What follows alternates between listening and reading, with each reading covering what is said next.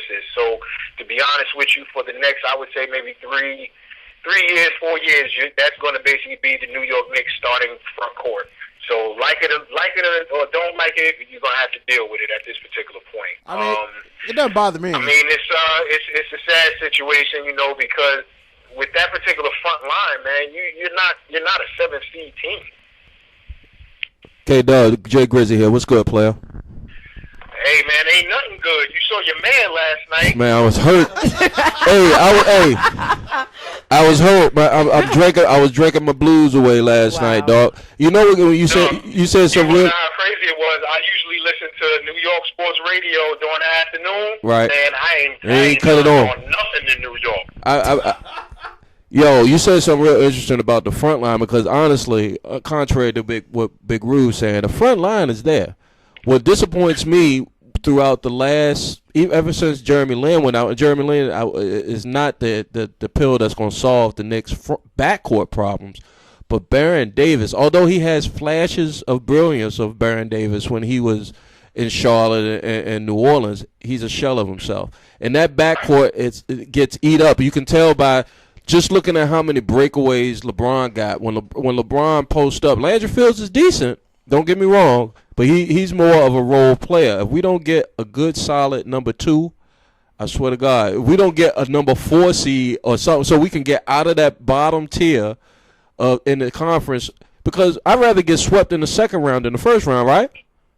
I'd rather not get swept at all, but I'm just saying. I'd rather play 8 games than just play 4. Exactly.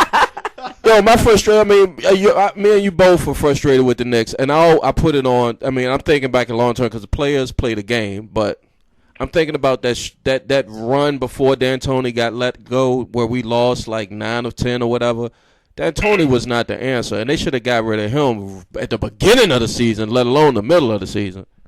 There's a lot of, I have my own reasonings behind a lot of different things that were going on and why you saw basically 3 different teams, maybe even 4 different teams in the Knicks this year for that 66-game series. I think that as a basketball player, whether you say it or your actions,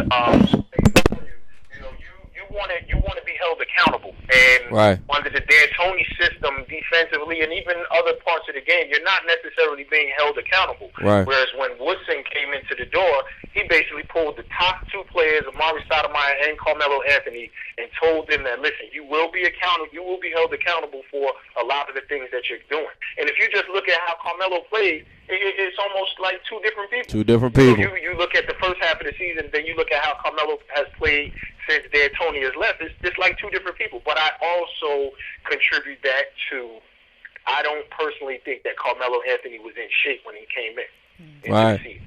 Well, yeah, that's a lockout playing a big role. In effect as well. Well, if I was married to Lala, I wouldn't be in shape neither. Yeah, but check this out. You made a point about the backcourt.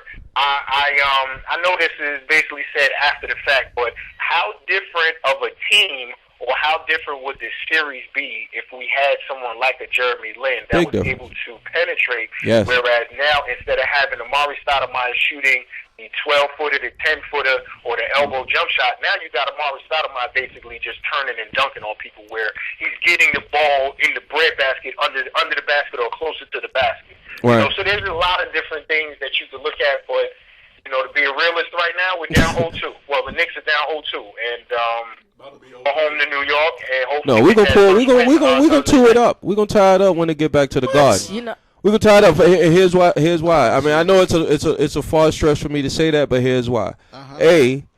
Well, no, Amari out, so we own it. Yeah. Kill that. Moving on. All right. Can we talk about some happiness? I'm depressed. Let's go ahead and get some happiness going on. Talk about OKC. OKC right now, OKC is sitting at 2-0 against the defending champions, Dallas Mavericks. The first game of the series, a lot of people saw it, and it might have been one of the better games of the series. Kevin Durant hit a top of the key 2-pointer and left about 1.5 seconds left. And Oklahoma City won that game. And then last night, pretty much a close game as well. They won 102-99.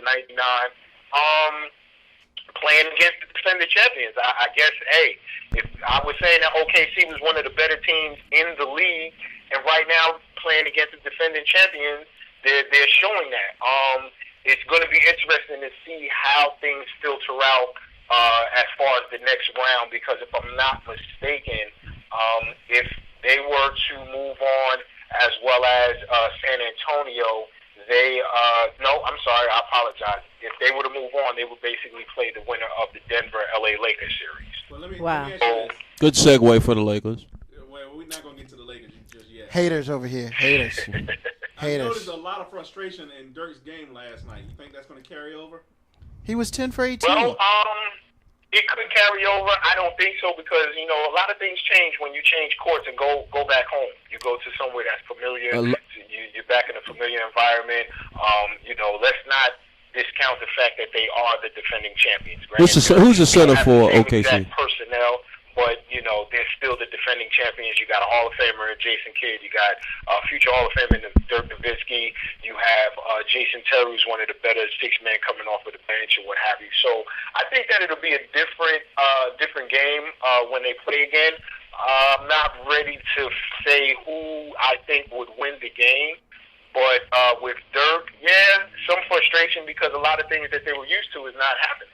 They bodying up Dirk, though. Yeah. The center for Exactly.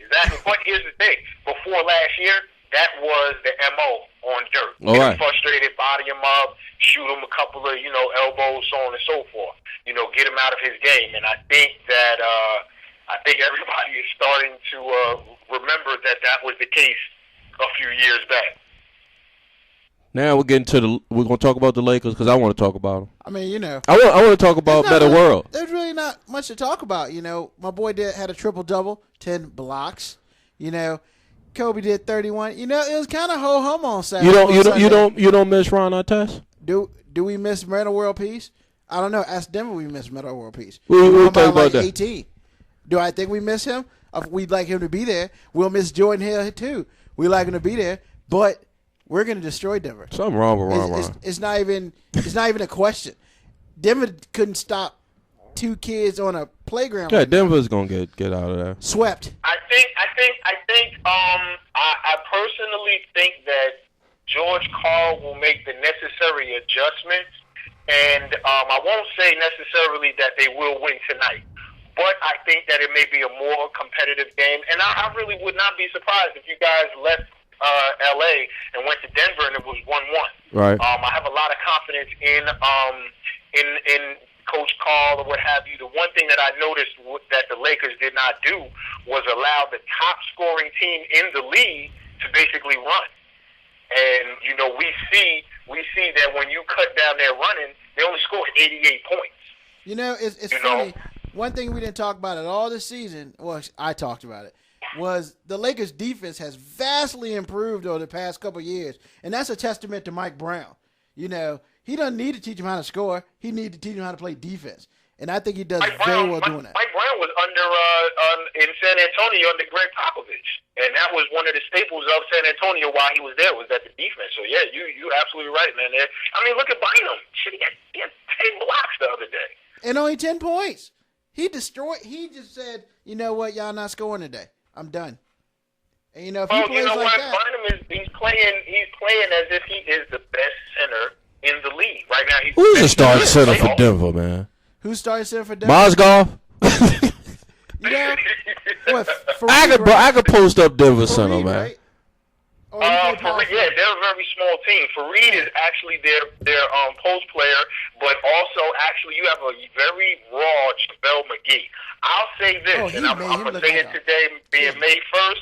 I'll say that maybe give it 2 years from now, JaVale McGee will be one of the better centers in the league. He's got to work on his game, though. They got to teach him how to score.